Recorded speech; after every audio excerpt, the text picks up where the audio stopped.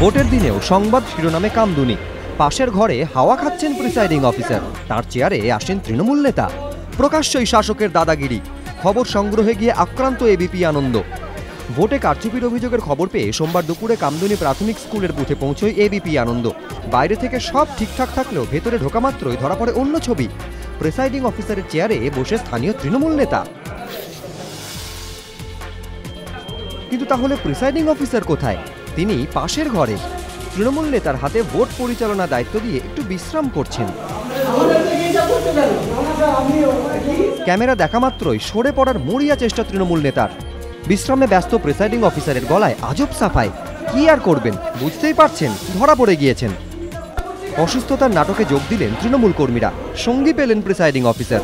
গণতন্ত্রকে প্রহসনে পরিণত করার আরও ছবি তখনও মজুদ কামদুনির বুথে। কুকীর্তি সামনে চলে আসতেই আসল চেহারায় শাসক দল। বুথের বাইরে বেরোতেই তৃণমূলের হাতে আক্রান্ত এবিপি আনন্দ। ক্যামেরা ভাঙার চেষ্টা তৃণমূল কর্মীর।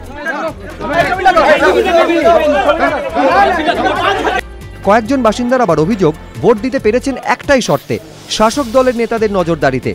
তবে ভয়ে এ নিয়ে প্রকাশ্যে মুখ খুলছেন না তারা। এদিকে এবিপি আনন্দের খবরের জেরে অভিযুক্ত প্রিসাইডিং অফিসারকে অপসারণ করেছে নির্বাচন কমিশন। খতিয়ে দেখা হচ্ছে কেন্দ্রীয় বাহিনীর ভূমিকা।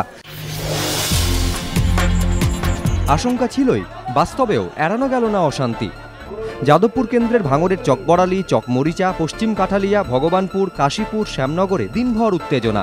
যাদবপুরের সিপিএম প্রার্থী সুজন চক্রবর্তীর অভিযোগ, ভাঙড়ের ৭০টিরও বেশি বুথে দলীয় এজেন্ট বসতে দেয়নি তৃণমূল। শুধু তাই নয়, আক্রান্ত হন সিপিএমের পোলিং এজেন্টরা। মারধর করা হয়। অভিযোগ, হামলা চালিয়েছে তৃণমূল আশ্রিত দুষ্কৃতীরা।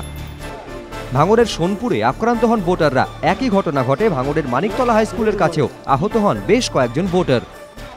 বারবার নির্বাচন কমিশনকে ঘটনার কথা জানান সুজন চক্রবর্তী। সিপিএম প্রার্থীর অভিযোগ, সন্ত্রাসের আবহে ভোট হলেও ব্যবস্থা নিচ্ছে না কমিশন। আর নির্বাচন কমিশনের আশ্বাস, বিরোধীদের অভিযোগ খতিয়ে দেখা হচ্ছে। অশান্তির খবর পেয়ে এলাকায় যায় কেন্দ্রীয় বাহিনী।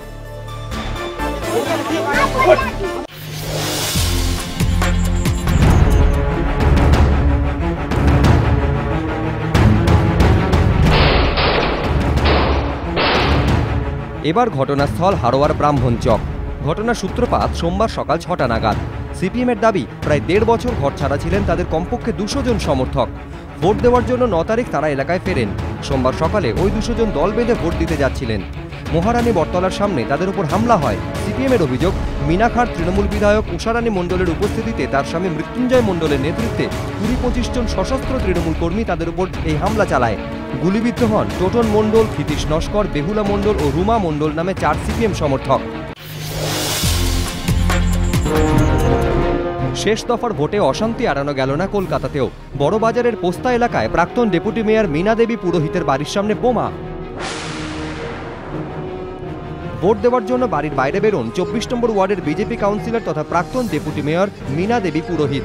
সেই সময় তার বাড়ির সামনে বোমা ছোড়ে দুষ্কৃতীরা। মীনা দেবী চোট না পেলেও ঘটনায় জখম হন এক ব্যক্তি। আতঙ্ক ছড়িয়ে পড়ে গোটা এলাকায়।